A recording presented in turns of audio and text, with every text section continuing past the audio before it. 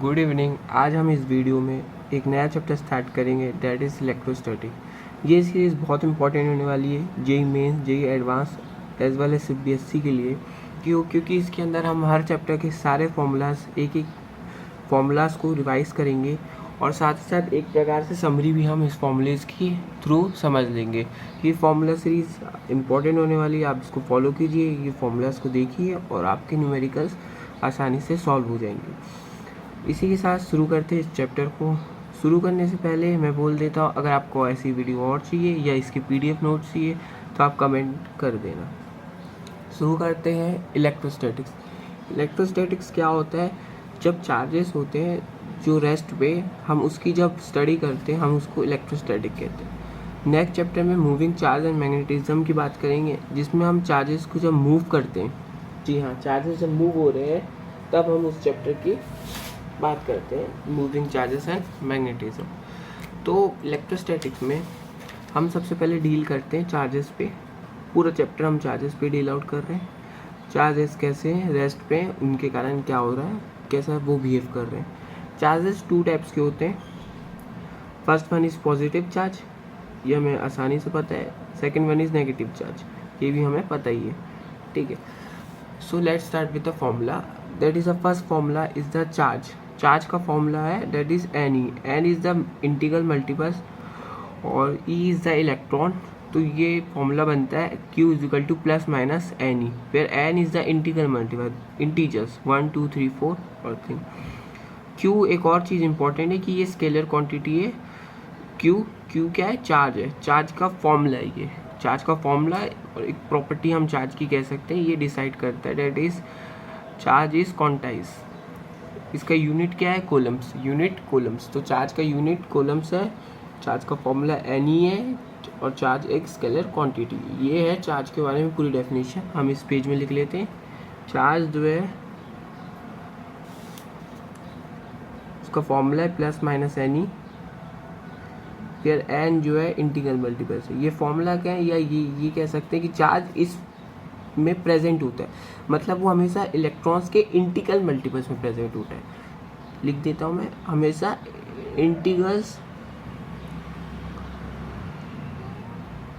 Multiple में present होता है चार्ज। ये हमारा बेसिक चीज़ हमें समझनी चाहिए, मल्टीपल में प्रेजेंट होता है चार्ज। फिर से चार्ज हमेशा इंटीग्रल मल्टी में प्रेजेंट होता है। चार्ज एक स्केलर क्वांटिटी है, चार्ज का यूनिट कोलम है। ये 1 मार्क्स क्वेश्चन या कभी कभी बड़े क्वेश्चन में छोटा सा पॉइंट इसके ऊपर डाल देते। फिर से चार्ज कूलम है, चार्ज एक स्केलर क्वांटिटी है, इंटीग्रल मल्टीपल में पाया जाता है। इंटीग्रल मल्टीपल मतलब इंटीजर्स में 1 2 3 4। सेकेंड हम पढ़ लेते हैं,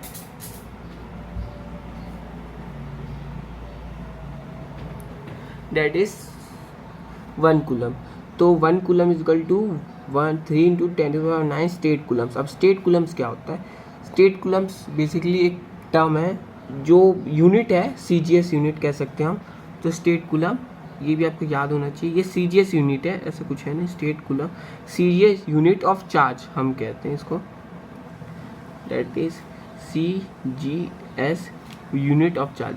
अब ये CGS क्या होता है? ये अलग अलग तरीके के ऑफ चार्ज, ये अलग अलग तरीके के एक मेजरमेंट होते हैं किसी चीज़ को मेजर करने के लिए। तो CGS भी आपने पढ़ा होगा क्या होता है। तो 1 coulomb is equal to 3 into 10⁹ stat coulombs. तो ये एक फॉर्मूला बनता है कूलम्स का। फिर से चार्ज क्या होता है? चार्ज किस मल्टीपल्स में पाया जाता है? हमने यहाँ चार्ज की प्रॉपर्टी पढ़ी। चार्ज दो होते हैं, पॉजिटिव नेगेटिव। चार्ज हमेशा इंटीग्रल मल्टीपल्स में पाया जाता है, स्केलर क्वांटिटी होती है, यूनिट कूलम्स होता है। 1 कूलम्स कितना स्टेट कूलम्स होता है? स्टेट कूलम्स क्या है? CGS यूनिट ऑफ चार्ज है। ये समझ में आ गया होगा, ठीक है। वो हमेशा इंटीग्रल मल्टीपल्स ऑफ इलेक्ट्रॉन्स में पाया जाता है। एक इलेक्ट्रॉन पे चार्ज, हम आगे बात कर लेंगे इसकी भी। नेक्स्ट है हमारे कूलम्स लॉ। कूलम्स लॉ क्या होता है? कूलम्स लॉ बहुत इंपॉर्टेंट होता है। क्या होता है? दो चार्जेस रखे रहते हैं। अब दो चार्ज है, हमें पता है कि एक पॉजिटिव है एक नेगेटिव है, सीधी बात है। तो जो पॉजिटिव वाला है, अगर पॉजिटिव को रखेंगे तो सीधी बात है दोनों में रिपेल होगा। अगर नेगेटिव पॉजिटिव को रखेंगे दोनों एक दूसरे की तरफ अट्रैक्ट होंगे, सीधी बात है। ये यहाँ पर लिखा है। इसमें पॉजिटिव या नेगेटिव रख दिए गए तो ये दो एक दूसरे के अपोजिट में फोर्स लगा रहे हैं। इसमें दोनों एक दूसरे के फेवर में पोज कर रहे हैं, क्योंकि एक पॉजिटिव एक नेगेटिव है, ये पॉजिटिव है नेगेटिव है, कोई भी कुछ भी है, मतलब पॉजिटिव नेगेटिव नेगेटिव पॉजिटिव। अब फोर्स का होता क्या है, जो कोलम्स फोर्स होता है वो डायरेक्टली प्रोपोर्शनल टू होता है product of the charges, that is Q1 into Q2, और इनवर्सली प्रोपोर्शनल होता है is the square of the distance between them. तो इन दोनों को क्लग करके हमारा जो फॉर्मूला बनता है, जो फॉर्मूला हमारा बन रहा है वो होगा force is equal to K Q1 Q2 upon R square. ये प्रोपोर्शनलिटी साइन हम जब हटाएंगे तब हमारा जो K आएगा वो आ जाता है। ये सिंपल है, इसमें कुछ समझने का नहीं है। K क्या है, प्रोपोर्शनलिटी साइन। K को क्या कहेंगे, K की वैल्यू क्या है, इसमें हम लिखें 9 into 10⁹ newton metre square coulomb inverse. ये यूनिट है, ये चीज़ भी आपको याद होनी चाहिए। जेईई मेंस में कभी कभी MCQ टाइप के क्वेश्चन में ये MCQ में दे देते हैं कि K का यूनिट क्या है, तो ये चीज़ आपको पता होना चाहिए। स्कूल एग्जाम में ये 1 मार्क्स का आ सकता है, तो ये आपको पता होना चाहिए कि K की वैल्यू 9 इंटू 10⁹, इसका यूनिट आपको बहुत अच्छे से याद होना चाहिए, newton metre square coulomb inverse. आप याद कर लीजिए। यूनिट एंड डायमेंशन में आपने लास्ट ईयर पढ़ा होगा कि इसका यूनिट कैसे मेजर कर सकते हैं, नहीं पढ़ा तो हम उसकी भी वीडियो बना देंगे। नेक्स्ट है, इसमें अब बात कर लेते हैं कि K तो हमने समझ लिया है। K क्यों लगाए, K हम इसलिए लगाए क्योंकि हम प्रोपोर्शनलिटी साइन हटा के एक कांस्टेंट लगाना पड़ता है, वो K है। तो इसमें से समझने का क्या है, प्रोपोर्शनलिटी साइन हटाओ और एक कांस्टेंट हम ऐड करो। इसमें क्या ऐड कर रहे हैं, K आगे हम और चीज़ें ऐड करते हैं। K की वैल्यू क्या हमें पता चल गया, इसका यूनिट इंपॉर्टेंट है वो भी पता चल गया, वैल्यू तो पता ही है, न्यूमेरिकल में बहुत काम आएगी। अब K को हम एक और चीज़ बोल सकते हैं, K इज़ 1/4πε0। K की वैल्यू कहाँ से एक्सट्रैक्ट होती है, इसमें हम लोग 4π और ε0 की वैल्यू डालेंगे तो हमारी K की वैल्यू निकल आती है, दैट इज़ दिस। मैंने डायरेक्ट वैल्यू बताई, आप फॉर्मूला के थ्रू ये सब डाल के भी निकाल सकते हो, आपके अप्रोक्स इसके आसपास वैल्यू आ जाएगी या ये वैल्यू करेक्ट आ जाएगी। इसमें पाए तो हमें पता है क्या है, 4 भी हमें पता है क्या है, ε0 क्या है, epsilon is the absolute permittivity of free space, मतलब permittivity of free space sorry, ठीक है। तो एब्सोल्यूट परमिटिविटी होती है फ्री स्पेस की, उसको हम ε0 कहते हैं। ε0 की वैल्यू क्या होती है, 8.8 into 10⁻12 newton inverse metre inverse square and coulomb square. ये होता है यूनिट। यूनिट आप बहुत लोग याद नहीं करते, वो गड़बड़े आप बिल्कुल ना करें। अगर मैं बात करूँ जेईई मेंस की भी, तो जेईई मेंस में यूनिट से क्वेश्चन MCQ टाइप के एक बन जाता है, जिसमें आपको 4-5 दे दी जाएगी और फिर उसका यूनिट आप इजीली फाइंड आउट करो। जब बोर्ड एग्जाम पे 1 मार्क्स का क्वेश्चन बनता है तो आपको यूनिट अच्छे से याद होना चाहिए। तो 8.8 into 10⁻12 newton inverse metre inverse square and coulomb square, ये ε0 की वैल्यू होती है। ये कहाँ से आई ये हमें अभी नहीं जानना, ये वैल्यू होती है। इसको इसमें डालो, π4 डालो, ये वैल्यू आ जाएगी। आपको डालने की ज़रूरत नहीं है, आप सीधे याद भी करोगे तो ऐसा कोई फेस आउट आप प्रॉब्लम नहीं करोगे। अब बात करते हैं कि हमने यहाँ परमिटिविटी पढ़ी, तो ये होता क्या है, परमिटिविटी होती क्या है, क्या चीज़ है, तो absolute permittivity of free space, ठीक है। अब हम आगे पढ़ते हैं इन मीडियम। तो अगर हम बात करें परमिटिविटी ऑफ अ मीडियम, अगर हम परमिटिविटी ऑफ अ मीडियम, अगर कोई भी मीडियम की परमिटिविटी निकालना चाहें, यहाँ पर मैं फॉर्मूला बता देता हूँ। कोई भी मीडियम की परमिटिविटी अगर हम निकालना चाहें, डेट इज ε0 इंटू ER। ε0 की वैल्यू हमें पता है, ER उसमें परमिटिविटी की वैल्यू निकालना है और ε0 उस मीडियम की परमिटिविटी हमारी फाइंड आउट हो जाएगी।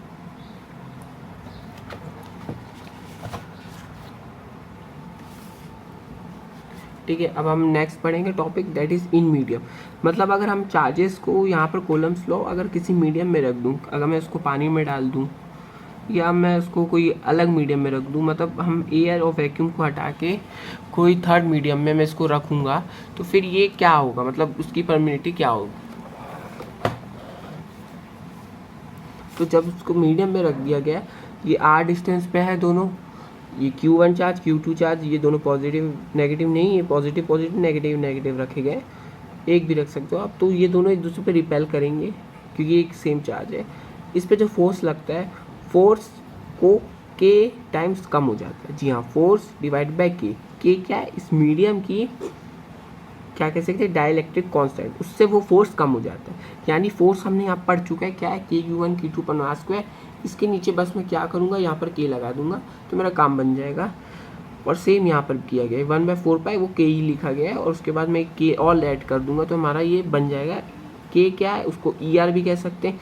That is dielectric constant. यहाँ पर डाइलेक्ट्रिक कांस्टेंट है, यहाँ पर परमिटिविटी ऑफ अ मीडियम है, और ये अपना किसी भी मीडियम की परमिटिविटी निकल जाएगी। तो ये है, अगर हम फिर से मैं बोल देता हूँ, अगर मैं इसको पानी में डुबा दूँ या कोई मीडियम में रखूँ तो वो k टाइम्स कम हो जाएगी, k टाइम्स कम हो जाएगी, या k से डिवाइड कर देना आप। अगर हम उस मीडियम में उसकी फोर्स, उस मीडियम में उसका फोर्स निकालना चाहें, फिर से मैं बता देता हूँ, अगर किसी भी मीडियम में किसी का फोर्स निकाला जाए, अगर दो चार्जेस अगर हवा में रखें या वैक्यूम में रखें तो डायरेक्ट फॉर्मूला ये लगेगा, अगर उसको पानी में मिला है तो फॉर्मूला थोड़ा बदल जाएगा, फॉर्मूला फोर्स वही रहेगा, उसमें k टाइम्स कम हो जाएगा force, that is 1/4 pi epsilon into k Q1 Q2 upon r square, ये अपना फोर्स होने वाला है। 1/4 अपॉन एप्सिलॉन ये k ही था, ठीक है, तो ये k हो जाएगा, और Q1 Q2 upon r square ये हो जाएगा। तो ये हमारा फॉर्मूला हो जाएगा जब हम उसको पानी में डुबा दें या कोई मीडियम में रख दें। ये क्या है, डाइलेक्ट्रिक कांस्टेंट।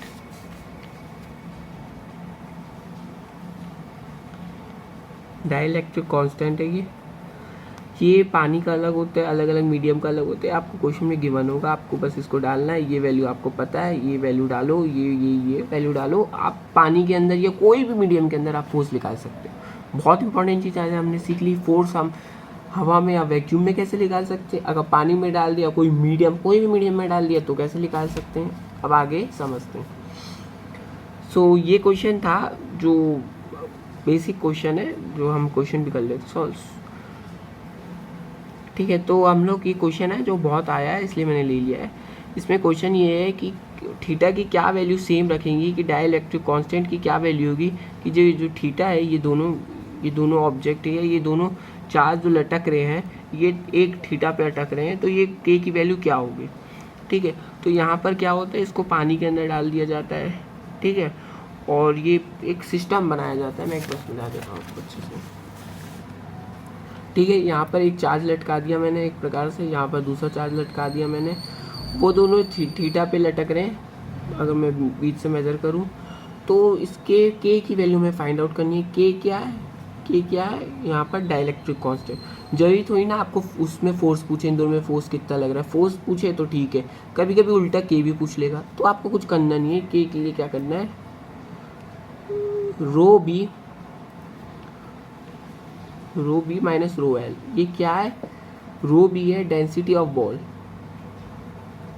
मतलब ये जो बॉल है उसकी डेंसिटीज क्या है, ये आप क्या फॉर्म, आपका कोई वैल्यू दी होगी या तो आपको डायरेक्ट दिया जाएगा, इसकी आपको टेंशन नहीं लेनी। डेंसिटी ऑफ लिक्विड, तो ये दो डेंसिटी हमें पता होगी, तो हम उसमें k की वैल्यू फाइंड आउट करेंगे। बहुत आसान है, हमने फोर्स पढ़ लिया, फोर्स क्या है, Q1 Q2 k Q1 Q2 upon r square.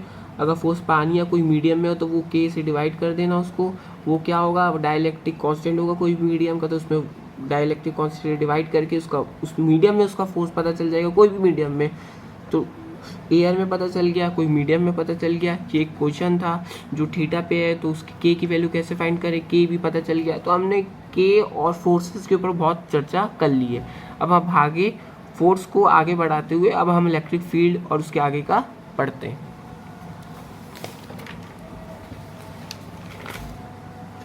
Electric field की बात करें तो इलेक्ट्रिक फील्ड क्या होती है, force upon Q not is the charge, और उस पर कितना फोर्स लग रहा है, चार्ज पर unit force, newton coulomb inverse इसका यूनिट होता है। ये एक वेक्टर क्वांटिटी है electric force upon Q not is the formula of electric field, ये वेक्टर क्वांटिटी है। नल पॉइंट क्या बोलते हैं, जहाँ इलेक्ट्रिक फील्ड जीरो होती है उसको नल पॉइंट बोला जाता है। आगे जाके आप और प्रैक्टिकल करोगे तो समझ जाओगे कि नल पॉइंट क्या होता है। बट हाँ, नल पॉइंट यही होता है कि जो प्रॉपर्टी होती है फोर्स की, उसको ही हम नल पॉइंट कहते हैं।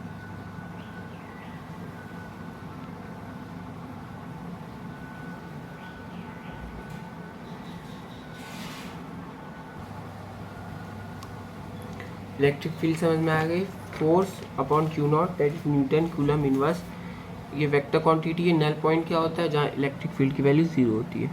अब यहाँ पर एक फॉर्मूला आता है कि नल पॉइंट निकालने का फॉर्मूला। सबसे पहले नल पॉइंट निकालने का दो ही फॉर्मूला है, जेईई मेंस में डायरेक्ट क्वेश्चन आता है, इससे नल पॉइंट निकाल लो, आसान क्वेश्चन है। दो फॉर्मूला याद करो, आपके 4 मार्क्स पक्के। अगर दो लाइक चार्जेस रखे गए हैं और अनलाइक चार्जेस, सीधी बात है, अगर लाइक चार्जेस रखे गए हो तो उन लाइक चार्जेस के बीच में डिस्टेंस कितना है, d, upon root over q big upon q small. Q big मतलब इसमें क्यू बिग मतलब जिसका बड़ा चार्ज है और डिवाइड बाय जिसका स्मॉल चार्ज है +1। ये फॉर्मूला होते हैं नल पॉइंट का एग्जैक्ट वैल्यू निकालने में। इसका फॉर्मूला डालोगे आप तो आप फॉर्मूला नोट डाउन कर लो, आपके सामने स्क्रीन में दिख रहा होगा। Root over q big upon q small +1। और अगर हम बात करें अगर अनलाइक चार्जेस रखे हुए तो नल पॉइंट कहीं और आएगा क्योंकि ये दोनों एक दूसरे को अट्रैक्ट करेंगे, तो Q big upon q small -1। Like charges रखें तो प्लस और इसमें माइनस, फॉर्मूला पूरा सेम है, आप देख सकते हो नीचे। अब यहाँ बात करते हैं क्यू बिग क्यू स्मॉल क्या है, डी क्या है, इन दोनों के बीच में डिस्टेंस, चार्ज के बीच में डिस्टेंस क्यू डी है। क्यू बिग मतलब जो बड़ा चार्ज है। अब इन दोनों में से कोई ना कोई बड़ा चार्ज होगा, आपको मैग्नीट्यूड दिया होगा, याद रहे मैग्नीट्यूड आपको हमेशा मेजर करना है चार्ज का। बता देता हूँ फॉर एग्जाम्पल, अगर मेरे पास दिया है +5 और अपना -3, तो यहाँ पर मेरे को ये माइनस या प्लस नहीं देखना, मेरे को ये दोनों थोड़ी देर के लिए ये दोनों को भूल जाना है, या फिर देखना है इन दोनों में से मैग्नीट्यूड किसका बड़ा है, दैट इज़ 5। तो हम 5 को फाइनल लेंगे, चाहे ये माइनस भी हो ये प्लस भी हो तो हम नहीं देखेंगे। ऐसा नहीं कि ये माइनस है तो इसका मैग्नीट्यूड छोटा होगा, आप सोच लो, नहीं, हमें साइन को थोड़ी देर के लिए नेगलेक्ट करके फिर जो मैग्नीट्यूड वाइज भी बड़ा होगा उसको ऊपर रखना है, उस चार्ज की वैल्यू को ऊपर रखना है, उसके बाद छोटी वैल्यू और +1 अगर चार्जेस लाइक है, चार्जेस लाइक है, ठीक है, और अनलाइक चार्जेस है तो फिर -1 हमें वैल्यू रखनी है, ठीक है। Q1 is greater than Q2 यहाँ पर गिवन है। ये Q1 किससे बड़ा है, Q1 की यहाँ पर देख सकते हो। अब यहाँ पे बार लगा के समझाया गया क्योंकि हमें मैग्नीट्यूड लेना है, साइन नहीं लेना है। मैग्नीट्यूड से आप चेक कर लेना पहले कि कौन सा बड़ा है कौन सा छोटा है। फिर से -5 है, इसका मतलब ये नहीं -5 छोटा है, 3 छोटा है, क्यों 5 बड़ा होता है। मैग्नीट्यूड साइन हमें थोड़ी देर के लिए भूल जाना है। तो ये बात होगी लाइक चार्जेस और अनलाइक चार्जेस की। अब बात कर लेते हैं पॉइंट चार्ज के कारण इलेक्ट्रिक फील्ड कितनी होती है। अब हम लोग अलग अलग डिस्कस करेंगे पॉइंट चार्ज वगैरह वगैरह के बारे में, इलेक्ट्रिक फील्ड क्या क्या होती है। पॉइंट चार्ज के कारण क्या होती है, पॉइंट चार्ज है कोई डिस्टेंस पे, उसके कारण इलेक्ट्रिक फील्ड जो होगी वो होगी KQ/R²। सीधी बात है, फॉर्मूला बहुत आसान है, KQ/R²। पोटेंशियल क्या होगा, KQ/R। पोटेंशियल बस ये R² होता है और ये R। आप मेरी वीडियो के साथ ही फॉर्मूला याद कर लीजिए, आपको दिक्कत नहीं होगी। इसका कब बना है तो ये ऐसा कब बनता है, क्यों, क्योंकि इन्वर्सली प्रोपोर्शनल R² होते हैं, कब भी आप देख लीजिए। अगर चार्ज -Q है तो हम पोटेंशियल में हम साइन, हमें याद रखना है कि जब हम पोटेंशियल की वैल्यू निकालें तो Q को हमेशा साइन के साथ रखें तो हमारी पोटेंशियल की वैल्यू सही आएगी। फिर से मैं बोल देता हूँ, एक पॉइंट चार्ज के कारण कहीं भी इलेक्ट्रिक फील्ड कितनी होगी, KQ/R², ये इलेक्ट्रिक फील्ड होगी। और पोटेंशियल कितना होगा, KQ/R। पॉइंट चार्ज के कारण हम बात करें, पॉइंट चार्ज के कारण इसमें आपको ये साइन के साथ रखना है, याद रहे। और ये दोनों ग्राफ ऐसे बनते हैं, ये भी आप समझ लेना। जैसे इसमें समझने का कुछ है नहीं, 1/R² 1/R² के हिसाब से प्रोपोर्शनल ग्राफ बन रहे हैं दोनों के।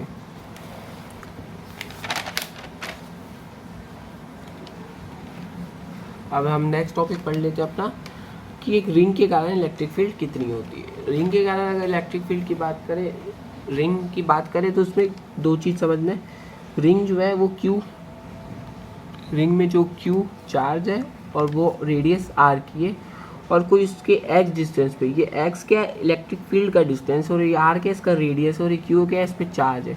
तो हम इलेक्ट्रिक फील्ड निकालते हैं तो KQX, K हम पहले ही पढ़ चुके हैं, उसकी वैल्यू Q, रिंग पे कितना चार्ज है, x, रिंग से कितनी दूरी पे, कितना सेंटर से आप कितनी दूरी पे इलेक्ट्रिक फील्ड निकालना चाहते हैं, उसका distance, divide by x² + R² का होल 3/2। इन सब का प्रूफ है, हम उसकी वीडियो बना देंगे, बट आपको यहाँ फॉर्मूले सिर्फ समझा रहा हूँ, इसलिए फॉर्मूले आप समझ लीजिए। फिर से KQX / x² + R² 3/2, ये इसका फॉर्मूला है। अगर हम बात कर ले पोटेंशियल की, तो पोटेंशियल का KQ/√R² + x², 3/2 को आप 1/2 से इंटू कर दो, या आप वैसे ना समझो तो रूट लगा के, ये फॉर्मूला है। फॉर्मूले में आपको थोड़ी दिक्कत हो सकती है, बट नहीं, बड़े बड़े फॉर्मूले तो क्या वो आपको याद करने पड़ेंगे। ये इंपॉर्टेंट रखता है, electric field due to ring R/√2 के डिस्टेंस पे मैक्सिमम होती है। ये पॉइंट बहुत इंपॉर्टेंट है, डायरेक्ट क्वेश्चन बनता है, R/√2 पे इलेक्ट्रिक फील्ड मैक्सिमम होती है किस केस में, रिंग के केस में। ये दोनों का ग्राफ है, आप देख लीजिए। नेक्स्ट बात कर लेते हैं हॉलो स्फीयर की। अब हम बस इलेक्ट्रिक फील्ड अलग अलग ऑब्जेक्ट के लिए याद करेंगे या समझेंगे, और कुछ ज़्यादा है नहीं। हॉलो स्फीयर में क्या होगा, हॉलो मतलब अंदर से खाली एक स्फीयर है, उसकी कुछ डिस्टेंस पे क्या होगा, उसकी सरफेस पे क्या होगा, ये सरफेस बी, अंदर क्या होगा सी, और दूरी पे ए। क्यू चार्ज है, आर रिंग है। तो अगर हम बात करें दूरी पे ए पे, तो k q by r square, ये पूरा एक पॉइंट चार्ज की तरह बिहेव करेगा। हॉलो स्फीयर एक पॉइंट चार्ज की तरह बिहेव करेगा, और उसका जो फॉर्मूला होगा वो बन जाएगा k q by r square in the case of a, कुछ डिस्टेंस पे हम इलेक्ट्रिक फील्ड बिहेव से पॉइंट चार्ज इलेक्ट्रिक फील्ड निकाल दो। अंदर हॉलो स्फीयर की जीरो होती है इलेक्ट्रिक फील्ड। सरफेस की बात करें तो k q by r square same होता है। तो हॉलो स्फीयर में कुछ नहीं है, पॉइंट चार्ज की तरह। देखिए फॉर्मूला ज़्यादा सेम ही हो जाएंगे, पॉइंट चार्ज या हॉलो स्फीयर सेम रहता है, बस इसके अंदर जीरो होती है, ये समझ लें। पोटेंशियल के क्यू बाई आर, बाहर सरफेस पे के क्यू बाई आर, अंदर के क्यू बाई आर। यहाँ पर अंदर जीरो होती है, यहाँ पर पोटेंशियल की बात कर रहा हूँ ना, दोनों चीज़ को आप समझ लेना। यहाँ पर इलेक्ट्रिक फील्ड तो अंदर जीरो हो रही है, मगर पोटेंशियल जीरो नहीं हो सकते। बहुत इंपॉर्टेंट एक ऐसा रीजनिंग बनेगा जिसमें आपको बोल देंगे कि इलेक्ट्रिक फील्ड जीरो है हॉलो स्फीयर में और पोटेंशियल जीरो है। आप बोलोगे नहीं, पोटेंशियल जीरो नहीं है, पोटेंशियल होता है, इलेक्ट्रिक फील्ड जीरो रहती है। दोनों के ग्राफ आप देख लीजिए फिर से, ये सेम है, पॉइंट चार्ज जैसे ही फॉर्मूला है सब, बस ये अंदर वाले का आप देख लीजिए, इसमें जीरो होता है इलेक्ट्रिक फील्ड, पोटेंशियल जीरो नहीं होता। अब हम बात कर लेते हैं सॉलिड स्फीयर की। इलेक्ट्रिक फील्ड सरफेस पे सेम है, सरफेस पे या दूरी पे फिर से पॉइंट चार्ज की तरह बिहेव करेगा, के क्यू बाई आर स्क्वायर, के क्यू बाई आर स्क्वायर, कुछ नहीं फ़र्क है। इधर भी पोटेंशियल में भी के क्यू बाई आर, के क्यू बाई आर, देखो आधे फॉर्मूले सेम है, अंदर दोनों में अलग होगा। के क्यू बाई आर क्यूब, ये आर क्या है, रेडियस है, ठीक है, और इंटू आर किस डिस्टेंस पे, अंदर भी कितनी दूरी पे, वो सेंटर से। आप इस पूरे डायग्राम में समझ जा सकते हो कि मैंने पूरा मेज़र किया कि कितना कितना डिस्टेंस है, उसके हिसाब से आप फॉर्मूला देख लीजिए। सिमिलर यहाँ पर भी इनसाइड इसका फॉर्मूला थोड़ा ट्रिकी रहता है, 3 cube 1 2 r minus 1 minus r square. R क्या है, सेंटर से उस पॉइंट की दूरी, अंदर कितना दूर है, 3 क्या है, आर स्क्वायर क्या है, रेडियस है, के क्यू ये चार्ज है, ये आपको पता है, ये आपका रेडियस है। तो ये सब आप फॉर्मूलाज देख लीजिए, डायग्राम में आपको पूरा मेंशन है क्या की चीज़ क्या है। सरफेस पे और दूरी पे सेम होता है, ये दोनों का अंदर का फॉर्मूला अलग अलग होता है और थोड़ा टफ भी कह सकते हैं हम होता है, इसलिए आप दोनों को याद कर लीजिए। ये दोनों का ग्राफ है, आप देख लीजिए। आगे अगर हम देखें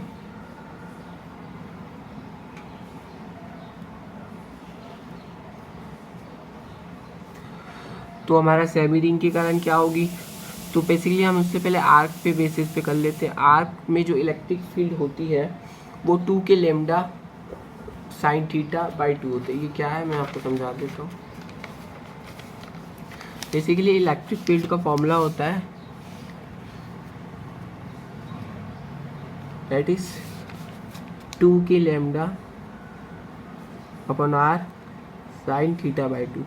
मतलब कोई भी आर्क या सर्कल या सेमी सर्कल या क्वार्टर रिंग या कोई भी थीटा पे अगर हमें इलेक्ट्रिक फील्ड चाहिए, वो कुछ ऐसा थीटा है या ऐसा कुछ, मतलब सॉरी ऐसा कुछ फॉर्म कर रहा है या कुछ भी, ये थीटा बढ़ता जा रहा है ऐसा सर्कुलर में, हमें क्या करना है, थीटा की वैल्यू डालना है, 2 के लैम्डा डालना है। लैम्डा यहाँ पर क्या है, क्यू बाय एल है, चार्ज पर यूनिट लेंथ है।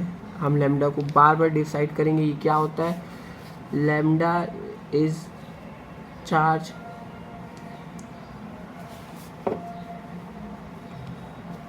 पर यूनिट लेंथ, ये चार्ज होता है, फॉर्मूला इजी है। तो चार्ज हमने पढ़ लिया, चार्ज पर यूनिट लेंथ होता है। फॉर्मूला क्या होता है इसका, 2 के लैम्डा बाय आर। ये क्या है, आर्क के कारण, कोई भी आर्क हो सकता है। ये वायर के कारण है, इलेक्ट्रिक फील्ड के lambda D, D plus L. D क्या है, यहाँ पर डिस्टेंस है, उस वायर से कितने डिस्टेंस पे हम निकालना चाहेंगे। यहाँ पर एल क्या है, लेंथ है वायर की, और की लैम्डा आप क्यू बाय एल से निकाल सकते हो, कि आपको पता है ये फॉर्मूला है। ये हम देख सकते हैं यहाँ पर सेमी रिंग है, तो सेमी रिंग में थीटा कितना बना रहा है, 180 बना रहा है, 180 डालो 2 के लैम्डा बाय आर, ये फॉर्मूला आ जाएगा। क्वार्टर रिंग में कितना बना रहा है, क्वार्टर रिंग के हिसाब से डाल दो। वायर के कारण परपेंडिकुलर में ये होती है k lambda by d sine alpha plus sine beta. Parallel में k lambda by d cos alpha minus cos beta, ये दो फॉर्मूला होता है। डिस्क के कारण electric field is equal to sigma upon 2 epsilon 1 minus cos theta. Theta क्या electric field और वो वायर के कोंटे से एंगल बना के हम थीटा बनाएंगे। Q charge, r radius, sigma क्या है, एप्सिलॉन क्या है, ये चीज़ आपको पता है। सिग्मा आपको नहीं पता तो मैं बता दूंगा, चार्ज पर यूनिट लेंथ होता है, ये हमें सिग्मा हम नेक्स्ट वीडियो में डिस्कस कर लेंगे।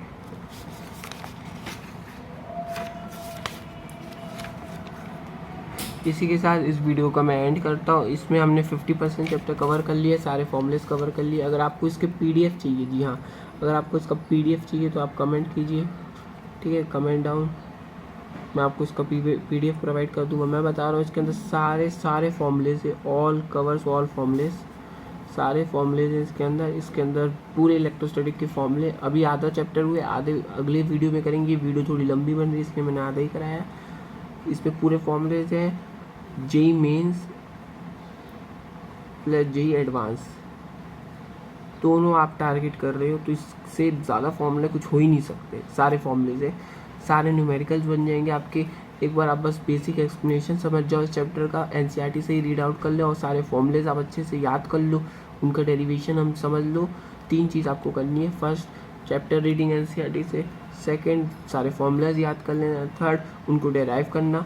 ये चीज़ कर ली, फोर्थ न्यूमेरिकल तो आपसे आसानी से बन जाएंगे, आप आराम से सिलेक्शन या कोई भी एग्ज़ाम की तैयारी कर रहे हो जाएगी। सो आज के लिए इतना ही। नेक्स्ट वीडियो में हम इस चैप्टर के आगे के डिस्कस करेंगे। और अगर वीडियो अच्छी लगे तो लाइक शेयर एंड सब्सक्राइब ज़रूर करना। Thank you.